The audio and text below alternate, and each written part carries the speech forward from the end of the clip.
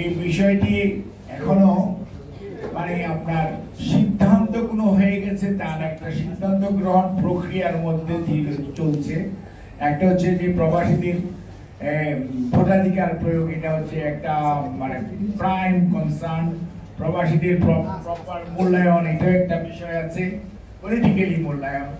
আরেকটা বিষয় আছে এখানে যে প্রবাসীদের বিভিন্ন রিসোর্স এই বাংলাদেশে আপনার কারো বাসা বাড়ি, কারো ব্যবসা বাণিজ্য এগুলো আছে, এগুলো প্রপার রক্ষণাবেক্ষণের ব্যাপারে কিছু কিছু বাংলাদেশে যেমন অনেকের আমাদের জায়গা জমি ব্যবসা দখল হয়ে গেছে, ঠিক প্রবাসীদেরও এরকম ইররেসপেক্টিভ অফ মানে তাদের তারা কোথায় কাজ করছে সেটা দেখে সেগুলো কিন্তু তাদের বেলাতে ঘটেছে। এটার ব্যাপারে কিভাবে মানে আপনার কি করা যায়। আরেকটা হচ্ছে যে আগামী নির্বাচন নিয়ে সবাই কথা বলে, প্রবাসীদেরও কনসার্ন আছে। মোর দেন 10 মিলিয়ন পিপল দেশের বাইরে আছে, 1 কোটির বেশি অধিক আমাদের প্রবাসীরা আছে। আমাদের দেশে যদি 12 কোটি ভোটার থাকে, তার মধ্যে যারা প্রবাসী তারা কিন্তু সবাই অনেকেই ভোটার আছে। কাজেই সেখানে প্রায় কনসার্ন সেটার দেশের জন্য, দেশের নির্বাচনের জন্য, গণতন্ত্রের জন্য, সেইটি নিয়ে আজকে যে মত বিনিময় এখানে আমাকে ডাকার জন্য আমি আপনাদেরকে ধন্যবাদ জানাই। আমি আপনাদের কাছে ক্ষমা চাই, আমি ফিজিক্যালি আমি একটু শারীরিকভাবে একটু অসুস্থ। আমি ফজর পর্যন্ত জানতাম না যে প্রোগ্রামটা কোথায় হবে বা আদৌ হবে কিনা আজকে ফজর পর্যন্ত। কাজে আমি এই জন্য আই ওয়াজ নট প্রিপেয়ার্ড। আর টাইম ডিফারেন্স ছিল, আমি যে ফজরের পরে ঘুমিয়ে গেছি, কাজে আমি আসতে দেরি হয়েছে। I am sorry for that, আমি টাইমলি আসতে পারিনি।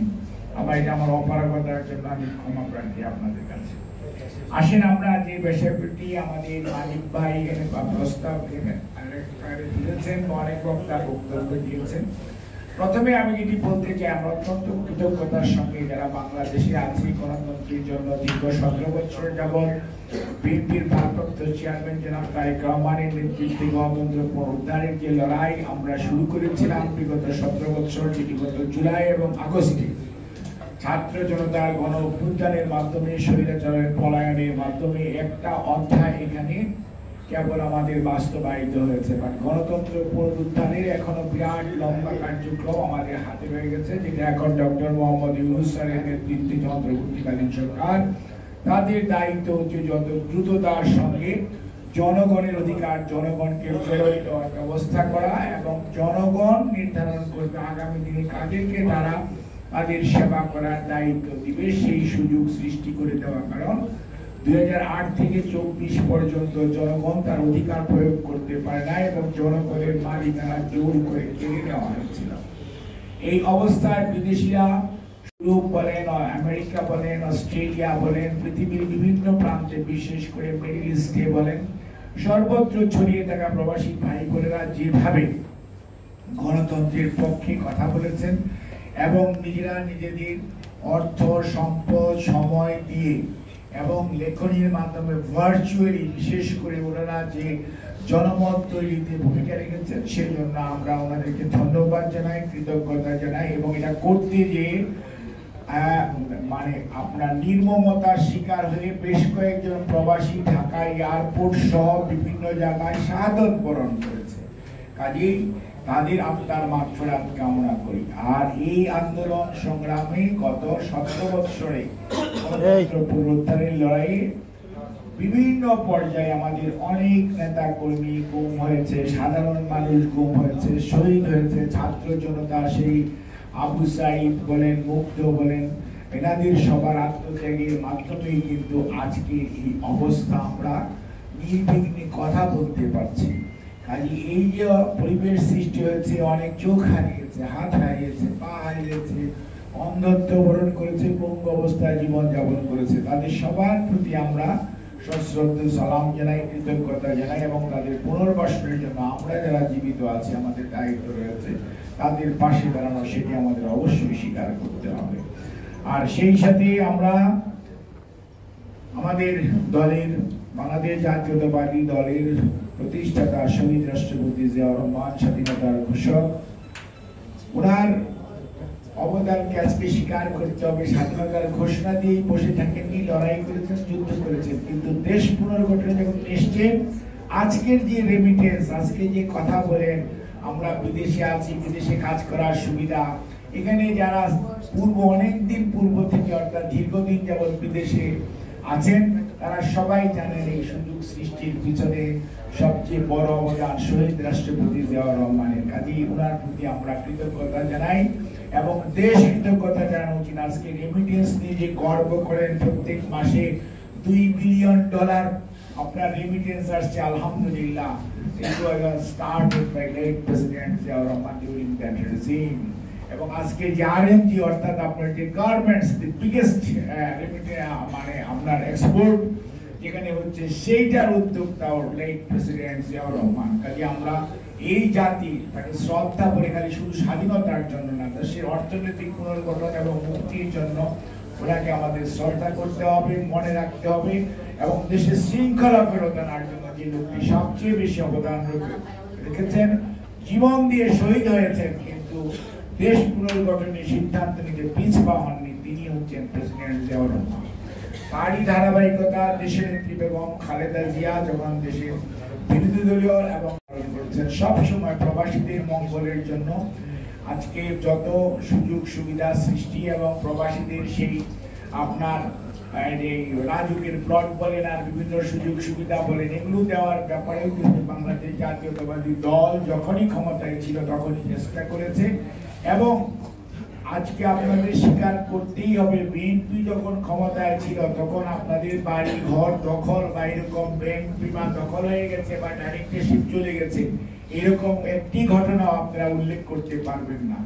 মালিক সাহেব বললো ওনার বাড়ির 180টা খাঁটি নিয়ে গেছে। আওয়ামী লীগের প্রবাসী অনেকেই বিদেশে আছে, তারা কি কেউ বলতে পারবে যে বিএনপির আমলে তাদের 1 ট্রাক মাটিও কেউ সরিয়েছিল? কিন্তু আজকের বাস্তবতা হচ্ছে হোয়াট দে ডিড, যার জন্য আজকে তারা মানুষের সামনে আসতে পারে না, মানুষ তাদেরকে ঘৃণা করে, মানুষকে তারা ভয় পায়। কারণ জনগণের দরকার ছিল না, তাদের দরকার ছিল আইন শৃঙ্খলা রক্ষাকারী বাহিনীর কতিপয় সদস্যর সহযোগিতায়, প্রশাসনের কিছু সহযোগিতায়, আপনার 14-এর বিনা ভোট, 18-এর রাত্রের ভোট আর 24-এর আমিন আমিন নির্বাচন। অর্থাৎ পাবলিকের দরকার নাই, দরকার হচ্ছে কিছু মুসলমানের কিছু অনৈতিক কার্যক্রমের সহযোগিতাকারী আইন শৃঙ্খলা রক্ষাকারী বাহিনীর কতিপয় সদস্য এবং প্রশাসনের কতিপয় সদস্য। কাজে এই পাবলিকের ওয়েলবিং এর জন্য তাদের কোনো মাথা ব্যথা ছিল না, না থাকার কারণেই ওনারা কিন্তু পালিয়ে যেতে পেরেছেন। পালিয়ে গেলে যে অন্য মানুষের কি কষ্ট হবে, তার নেতা কর্মীদের কি অবস্থা হবে সেটি ভুলে গেছে। অর্থাৎ কোনো দায় বদ্ধতা অতীতেও তাদের পূর্বপুরুষদের ছিল না। ইতিহাস বলে ওনারা আত্মসমর্পণ করেছিলেন যুদ্ধ ফেলে দিয়ে, আর বর্তমান বলে ওনারা পালিয়ে গেছেন। কাজে এই পলায়নকৃত অবস্থায় যারা আছেন তারা এখন যদি আবার আর মানে মাথা বের করার কচ্ছপের মতো চেষ্টা করেন তাহলে এটা ভুল হবে। মনে রাখতে হবে যে পাপ করেছেন এটি প্রায়শ্চিত্ত বাংলাদেশের মাটিতে করতেই হবে। ইলিয়াস আলী কোথায়? এইখানের চৌধুরী আলম কমিশনার ছিল। চৌধুরী আলমের ছেলে মেয়ে জানে না চৌধুরী আলম জীবিত না মৃত, চৌধুরী আলমের কোন মৃত্যুবার্ষিকী আছে না ফেরত আসবে। আপনি কত বড় দুর্ভাগ্যজনক। হিরোর ছেলে মেয়ে জানে না, একটা আমাদের এমপি ছিল সেই বাজার আলাকসামে, তার অবস্থা কি আমরা জানি না। এইরকম ভাবে একটা রাম রাজত্ব একটা মগের মূল্য তৈরি করে, অর্থাৎ কর্তৃত্ববাদী শাসনের চরম পরাকাষ্ঠা যদি দেখানো সেটি দেখিয়েছিল পলায়নকৃত স্বৈরাচার। এবং তারা মনে করেছিল মানে তারা বোধহয় ওই 41 বলতো না, কিন্তু আল্লাহ তাআলা, আমি কিন্তু সবসময় বলতাম নির্ধারিত সময় পর্যন্ত আল্লাহ তার কোরআন শরীফে বলেছেন অবকাশ দেই, সেই নির্ধারিত সময় পর্যন্ত অবকাশ পেয়েছে। তারপরে উলট পালট 5ই আগস্ট এখানে সাংবাদিকরা বন্ধুরা আছেন, 5ই আগস্ট দুপুর 12টা পর্যন্ত আপনারা কিছুই দেখাতে পারেন না, আমরাও দেখতে পাই না, দেশবাসী দেখতে। 12টার পরেই ঘটনা উল্টে গেল এবং দেখলো জনতার স্রোত ঢাকা শহর দখল করে নিল, আরেকজন হেলিকপ্টারে পালিয়ে যাচ্ছে সেটা আমরা দেখতে পেলাম। অর্থাৎ নির্ধারিত সময় ওটাই ছিল। কাজেই মনে রাখতে হবে যে কোনো অবস্থাতে কর্তৃত্ববাদী শাসন হিটলারেরটাও মুসলিনিরটাও স্থায়ী হয়নি এবং আইয়ুব খানের কর্তৃত্ববাদী শাসনও ঠিক টিকে নাই।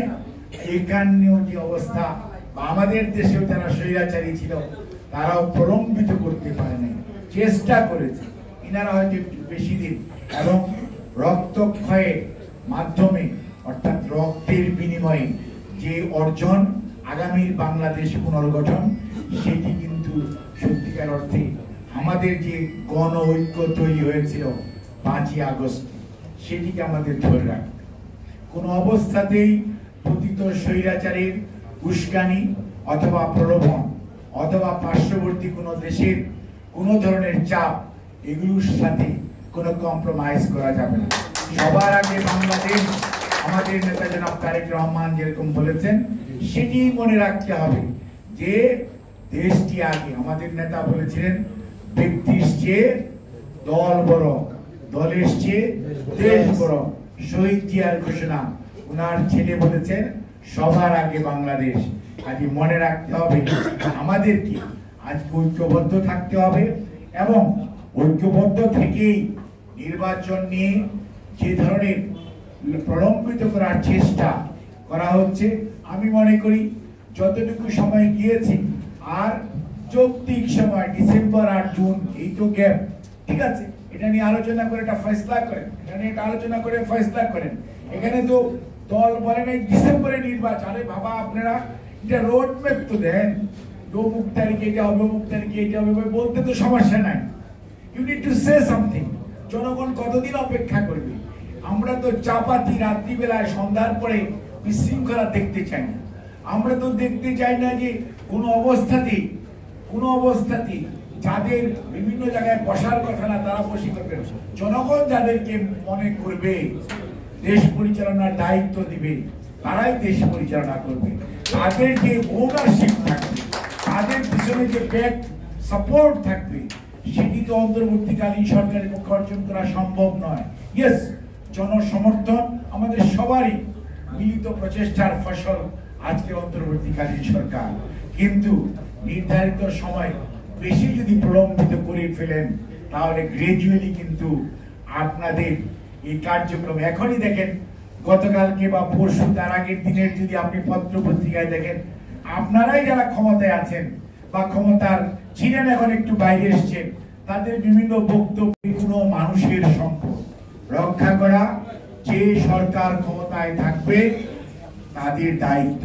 রাজনৈতিক দল যারা রাজনীতি করেন তারা জনগণের উন্নয়ন, ভাগ্য উন্নয়ন, জনগণের ভালোর জন্য রাজনীতি করেন।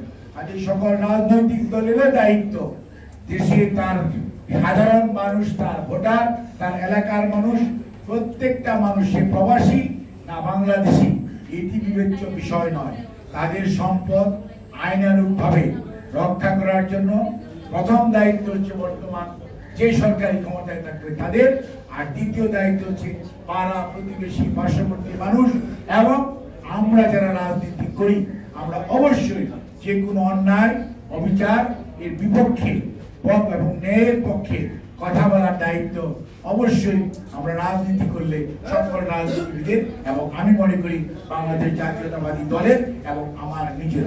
কাজে এ ব্যাপারে আপনাদের পাশে আমরা যে কোনো ধরনের সাহায্য সহযোগিতা করার জন্য আমরা যেখানে আমাদের যাওয়া প্রয়োজন, কথা বলা প্রয়োজন, আমাদের নেতৃবৃন্দ কেন্দ্রীয়ভাবে স্থানীয়ভাবে আপনাদের পাশে থাকবে। কারণ বাংলাদেশের অর্থনীতির দ্বিতীয় স্তম্ভ হচ্ছে এই প্রবাসীদের রেমিটেন্স।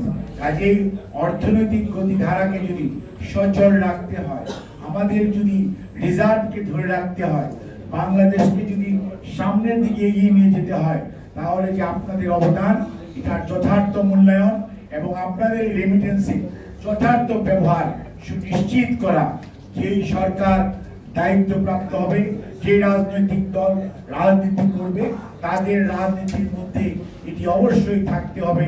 কারণ আপনাদের সংখ্যা একজনই হোক আর 1 কোটি হোক, যদি এটি জন আকাঙ্ক্ষার রাজনীতি হয় এবং জনগণের সুশাসনের রাজনীতি হয়, তাহলে একজনের অধিকার হোক আর 1 কোটি মানুষের অধিকার হোক, সবার অধিকারই সমান।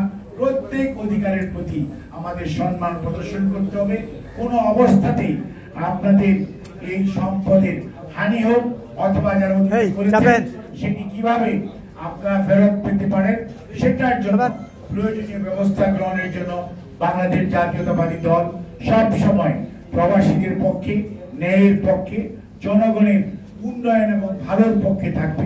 আপনাদের সবাইকে আজকের এই আয়োজনের জন্য আবারও আমি ধন্যবাদ জানাচ্ছি এবং আমরা মনে করি এই যে মতামত তৈরি করে অপিনিয়ন বিল্ড আপের যে প্রোগ্রাম, এই প্রোগ্রাম আয়োজন করে আপনারা ভালো করেছেন এজন্যই যে কারণ দেশের মানুষেরও জানা উচিত, বোঝা উচিত আপনাদের কষ্ট, দুঃখ, চাওয়া, না পাওয়ার বেদনা প্রত্যেকটাই যদি আপনারা তুলে ধরতে পারেন তাহলে রাজনৈতিক দল এবং অন্যান্য নীতি নির্ধারণী মহল আপনাদের পাশে দাঁড়ানোর প্রয়োজনীয়তা বেশি অনুভব করবে।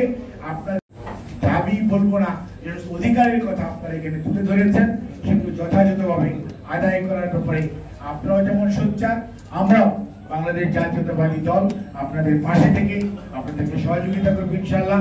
আপনাদের সবাইকে ধন্যবাদ। আর আপনারা প্রবাসে থেকে আমাদের নেতা দেশনায়ক জনাব তারেক রহমানকে যে ধরনের সহযোগিতা করেছেন এবং এই বাংলাদেশের গণতন্ত্র পুনরুদ্ধারের জন্য ভূমিকা রেখেছেন সেই জন্য আবারও আপনাদেরকে কৃতজ্ঞতা জানাই। সর্বোপরি বিএনপির চেয়ারপারসন দেশনেত্রী বেগম খালেদা জিয়া সুস্থতার জন্য আপনারা যে মহান রব্বুল আলামিনের কাছে দোয়া করেছেন, রোজা থেকেছেন, অনেকে সদকা দিয়েছেন, অনেকে তওয়াফ করেছেন, হজ করেছেন, উমরা করেছেন, তার প্রত্যেকটির জন্য আল্লাহ রাব্বুল আলামিনের কাছে আমরা দোয়া করি আল্লাহ আপনাদেরকে আরো তৌফিক দেন। আর ওনার পক্ষ থেকে আপনাদেরকে কৃতজ্ঞতা জানাই এবং ওনার সুস্থতার জন্য, দেশবাসী সকলের সুস্থতার জন্য, আমাদের দেশের মঙ্গলের জন্য আপনারা সবাই দোয়া করবেন। জনাব তারেক রহমান ইনশাআল্লাহ আপনাদের সবার সহযোগিতায় অতি শীঘ্র যাতে দেশে ফিরত আসতে পারে সে ব্যাপারে আপনাদের সবাইকে ধন্যবাদ। আল্লাহ।